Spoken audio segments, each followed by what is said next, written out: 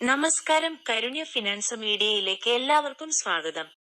ഇന്നത്തെ വീഡിയോ കേരളത്തിലെ എല്ലാ റേഷൻ കാർഡ് ഉടമകൾക്കും വളരെ പ്രധാനപ്പെട്ടതാണ്. റേഷൻ കാർഡുമായി ബന്ധപ്പെട്ട് പല സേവനങ്ങളും ഇപ്പോൾ ഓൺലൈനായി ലഭ്യമാണ്. അതുപോലെ റേഷൻ കാർഡിൽ വിവരങ്ങൾ കൃത്യമായി സൂക്ഷിക്കേണ്ടതും വളരെ പ്രധാനമാണ്. അതുകൊണ്ട് ഓരോ കുടുംബവും അറിഞ്ഞിരിക്കേണ്ട പ്രധാന കാര്യങ്ങളാണ് ഇന്ന് ഈ വീഡിയോയിൽ വിശദമായി പറയുന്നത്. ആദ്യം തന്നെ റേഷൻ കാർഡിലുള്ള വിവരങ്ങൾ കൃത്യമാണോ എന്ന് ഓരോ കുടുംബവും പരിശോധിക്കണം. വീട്ടിലെ അംഗങ്ങളുടെ പേര്, ജനനത്തീയതി, വിലാസം, മൊബൈൽ നമ്പർ എന്നിവയിൽ തെറ്റുണ്ടെങ്കിൽ അത് തിരുത്താൻ അപേക്ഷ നൽകാം. അതുപോലെ പുതിയ അംഗത്തെ ചേർക്കുന്നതിനും മരണപ്പെട്ടവരുടെ പേര് ഒഴിവാക്കുന്നതിനും ഓൺലൈൻ സേവനങ്ങൾ ലഭ്യമാണ്. പുതിയ റേഷൻ കാർഡിന് അർഹരായവർക്ക് ഓൺലൈനായി അപേക്ഷിക്കാനുള്ള സംവിധാനവും നിലവിലുണ്ട്. അപേക്ഷ സമർപ്പിക്കുന്നതിനു മുമ്പ് ആവശ്യമായ രേഖകൾ തയ്യാറാക്കി വയ്ക്കണം.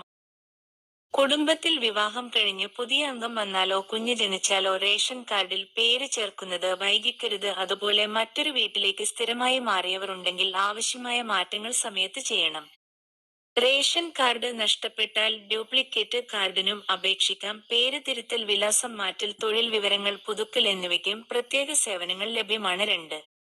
റേഷൻ കാർഡ് ഒരു റേഷൻ വാങ്ങാനുള്ള രേഖ മാത്രമല്ല, പല സർക്കാർ സേവനങ്ങൾക്കും തിരിച്ചറിയൽ രേഖയായും വിലാസ രേഖയായും ഉപയോഗിക്കപ്പെടുന്ന പ്രധാന രേഖയാണ്. അതിനാൽ അതിലെ വിവരങ്ങൾ എപ്പോഴും ശരിയായിരിക്കണം. ഓരോ കുടുംബവും റേഷൻ കടയിൽ നിന്ന് സാധനങ്ങൾ വാങ്ങുമ്പോൾ ലഭിക്കുന്ന രസീത് പരിശോധിക്കുക. ലഭിക്കേണ്ട അളവ് ലഭിച്ചിട്ടുണ്ടോ എന്ന് ഉറപ്പാക്കുക. എന്തെങ്കിലും പരാതി ഉണ്ടെങ്കിൽ ബന്ധപ്പെട്ട സപ്ലൈ ഓഫീസിൽ അറിയിക്കാം.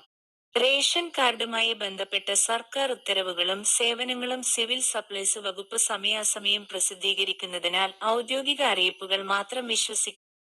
ഈ വീഡിയോ നിങ്ങളുടെ കുടുംബത്തിനും സുഹൃത്തുക്കൾക്കും ഉപകാരപ്പെടുമെന്ന് തോന്നുന്നെങ്കിൽ ഷെയർ ചെയ്ത് ലൈക്ക് ചെയ്യുക. Karunya finance media channel subscribe ചെയ്യുക. സർക്കാർ പദ്ധതികൾ, സാമ്പത്തിക വിവരങ്ങൾ, ബാങ്കിംഗ് നിയമങ്ങൾ, റേഷൻ കാർഡ് അപ്ഡേറ്റുകൾ എന്നിവയുടെ യഥാർത്ഥ വിവരങ്ങൾ അറിയാൻ ഞങ്ങളോടൊപ്പം തുടരുക. നന്ദി.